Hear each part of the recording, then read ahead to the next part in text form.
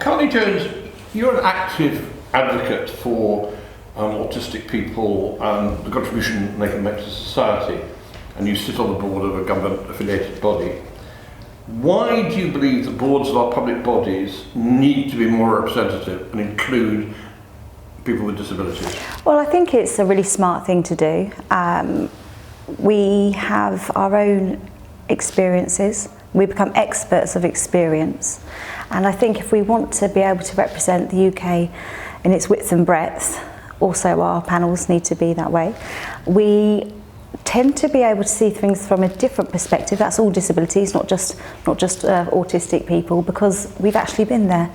We've faced discriminations. We know where there are loopholes in laws, where we might not be as well protected. And we know what it's like for other people like us.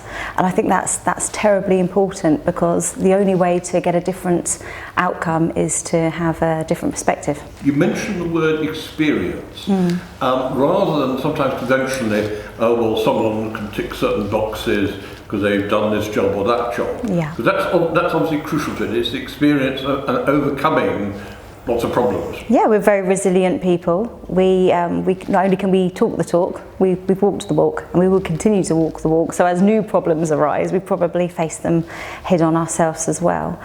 So I think it's really, if not vital, that there are disabled people on all boards. We need to really see different perspectives. Have a massive asset for companies and for public boards.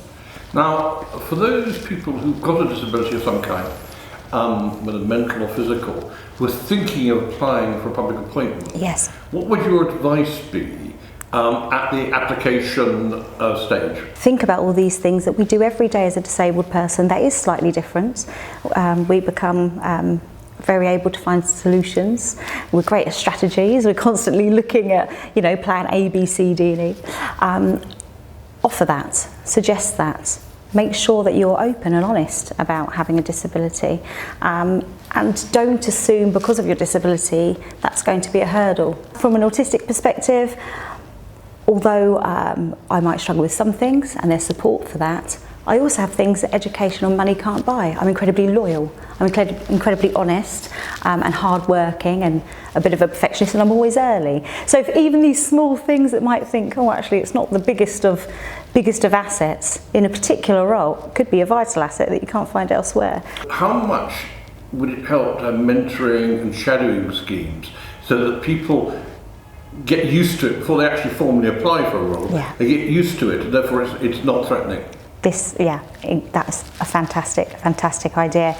And I wouldn't say to anyone, don't apply for this yet. Apply, put your name in the hat. But if you are rejected for that role, actually it might be, yes, this is the role for you, but in 10 years' time. So what we need you to do is start with somebody else, mentoring them, being mentored by them, to be able to be in that position and to see how everything works. And I don't think anybody in there, I don't think anybody would see that as a disadvantage. So it's hard, because you don't want people to think, actually this isn't for me. Yes, it may be for you. Put your name in the hat, but don't be disheartened by the rejection. Find a way of going, okay, so who do I need to be and what steps do I need to take? And shadowing somebody else and being mentors, yeah, fantastic for that. What kind of support is needed really when you're applying? I mean, in terms of candidate pack, reasonable adjustment and so on? I would definitely have a contact number or email. A lot of disabled people can't use the phones or would prefer not to. So an email or a telephone contact in there, so you can get hold of someone and say, okay, this is my disability, whatever that may be, and to be able to have a chat about that. Some people are very, very open about their disability and some people aren't. And I know certainly from experience that that's always discussed and kept confidential if you prefer. Within the public appointment system. There are many ways of making candidate packs or the information or interview stuff more accessible. There's a dyslexia font, there are easy read versions, and I asked for an easy read version once for something and I felt quite embarrassed, because I thought, actually I'm quite smart. Maybe people are going to think that I'm not that smart if I ask for easy read. It's brilliant. because it just gives me context, and that's something I struggle with, context. I was very fortunate in one of my interviews whereby I was given the option to go into the office or speak on the phone, and it actually went really well. The people I spoke to on the phone were great. They all introduced themselves, because it was a conference call, and explained who they were. But prior to that, I'd already had that on the email with who everybody was, so I prepared myself. And the interview over the phone went exactly as I'd expect it to, the kind of questions and everything in advance.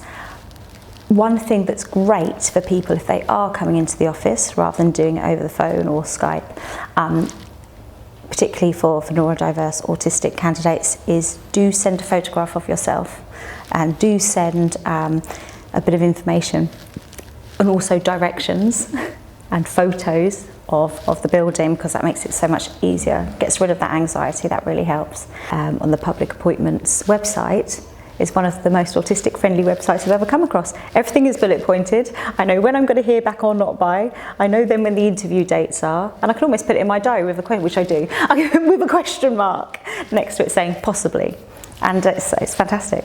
Thanks very much indeed, Carly.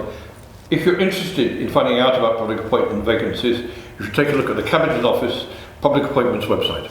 Thank you.